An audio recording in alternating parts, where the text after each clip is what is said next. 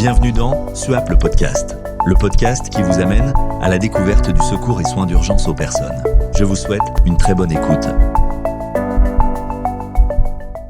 Intervention en cours, on arrive sur les lieux, face à la victime, chaque seconde compte, c'est clair.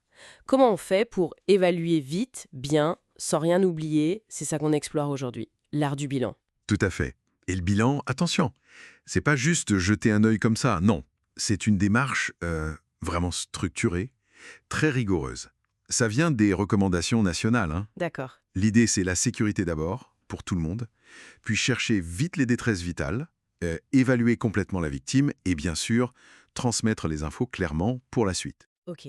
Donc notre objectif aujourd'hui, décortiquer cette méthode ensemble, étape par étape, ces fameux regards, pour que ça devienne un réflexe sur le terrain. On y va? Oui. Premier regard alors. La scène. Avant même d'approcher la victime, on fait un balayage rapide du regard, c'est ça? Quels sont les dangers là tout de suite? Pour nous, pour la victime, les passants? Exactement. C'est primordial. On évalue les risques, l'électricité, un produit toxique qui fuit, un bâtiment instable, la circulation.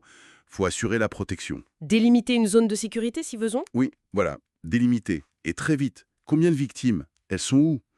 Et puis, est-ce qu'on a assez de monde, assez de matériel? Ou est-ce qu'il faut demander du renfort tout de suite? Ça peut tout changer. D'accord. Donc cette première étape, c'est vraiment pour cadrer l'intervention, sécuriser. Une fois que c'est fait, comment on aborde la victime? Là, on passe au deuxième regard. Le premier contact, visuel et puis physique, j'imagine. On s'approche, on estime l'âge, on regarde la position, est-ce qu'elle est consciente? Est-ce qu'elle nous regarde? C'est ça, on évalue la conscience. Est-ce que la victime parle? Est-ce qu'elle gémit? Ou est-ce qu'elle réagit si on lui demande un truc simple, genre « serrez-moi la main ». D'accord. Et puis, en quelques secondes, l'essentiel, les voies aériennes. Est-ce que c'est libre? Est-ce qu'elle respire? Et hyper important, est-ce qu'il y a une hémorragie externe? Une grosse hémorragie qu'on voit tout de suite et qu'il faut stopper, immédiatement, par compression directe. Et si on pense à un trauma, genre une chute? Ah oui, très important. Si on suspecte un traumatisme, chute, accident de la route, peu importe, on maintient la tête tout de suite, position neutre, pour protéger la colonne cervicale. Ça, c'est un réflexe à avoir. Ok, donc là, on cherche les menaces vitales immédiates, celles qui tuent en quelques minutes. Compris. Et après, on affine cette évaluation? Précisément. On passe au troisième regard. Là, on est vraiment au contact direct. C'est l'évaluation structurée des 3 fonctions vitales. Neuro, respi, circulatoire. Neuro, respi, circulatoire. Oui. Et le principe clé, c'est on traite en priorité ce qui tue en premier. Même si une fracture ouverte, ça impressionne beaucoup. C'est pas ça le plus urgent, si à côté la personne respire mal ou est en état de choc. C'est là qu'on va chercher des signes de détresse qui sont peut-être moins évidents au premier coup d'œil. Une respiration trop rapide ou au contraire trop lente, une peau pâle, froide, moite, des signes de choc ou une confusion. Exactement. On va mesurer ou au moins évaluer la fréquence respi, on va chercher un pouls, regarder s'il est rapide, faible, on regarde la couleur de la peau, sa température. C'est vraiment l'étape où on identifie et où on commence à traiter les détresses vitales pour stabiliser la victime. Et ça aide aussi à rester concentré, j'imagine. Ah oui, clairement. Suivre cette structure, ça aide l'intervenant à garder le cap, à pas se laisser déborder par le stress ou le chaos de la situation. Bien. Une fois qu'on a géré ces urgences vitales, on peut aller plus loin avec le 4e regard. Là, il s'agit de collecter plus d'informations, c'est ça? Oui, exactement. On va interroger la victime, si elle peut parler, ou alors son entourage. Qu'est-ce qui s'est passé? Quels sont les symptômes ressentis? On utilise souvent un moyen facile pour s'en souvenir, l'acronyme AMPLE. Ample? Oui, A pour allergie, crucial si on doit donner des médicaments, M pour médicaments pris habituellement, P pour le passé médical, les antécédents importants, L pour lunch, le dernier repas, important si jamais il faut une anesthésie, et E pour l'événement déclencheur, comment c'est arrivé. C'est un bon moyen mnémotechnique, ça. Et on complète avec un examen plus poussé. Oui, l'examen de la tête aux pieds. Systématique. On cherche d'autres lésions, des plaies cachées, des déformations, des points douloureux quand on palpe doucement, et puis on mesure les paramètres si on a le matériel. Les fameux paramètres. Voilà.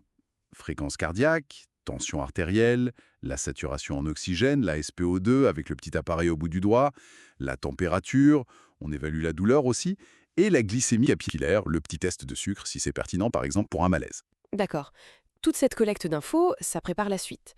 La transmission, Comment on s'assure qu'elle soit efficace, surtout quand on est sous pression? Ah, la transmission du bilan au médecin régulateur du SAMU, oui, c'est absolument vital. Elle doit être concise, mais complète.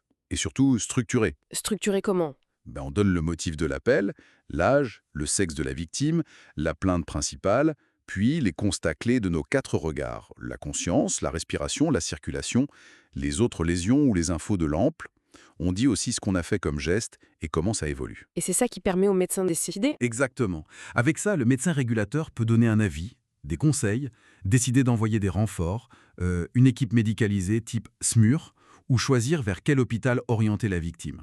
Ok, donc si on résume tout ce processus, premier regard, on sécurise la scène, on voit le contexte global. Deuxième regard, premier contact, on détecte les dangers immédiats pour la vie. C'est ça. Troisième regard, on évalue à fond les fonctions vitales et on traite ce qui doit l'être en urgence. Quatrième regard, on creuse avec l'interrogatoire, l'examen de la tête aux pieds. Et pour finir, la transmission. Claire, structurée. C'est exactement ça. Maîtriser cette structure, c'est vraiment la clé. Ça permet d'être plus efficace, plus précis et surtout de ne rien oublier d'essentiel, même quand ça va vite. C'est fondamental pour donner les meilleures chances à la victime. Et au-delà de la pure technique, on peut se poser la question, est-ce que le fait d'appliquer ces étapes de manière si structurée, presque comme un rituel, ça peut pas aussi aider l'intervenant lui-même à gérer son propre stress, à rester lucide pour prendre les bonnes décisions face à l'imprévu? Qu'est-ce que t'en penses? Merci de votre attention et de votre fidélité à SUAP le podcast. À très bientôt pour un nouvel épisode à la découverte du secours et soins d'urgence aux personnes.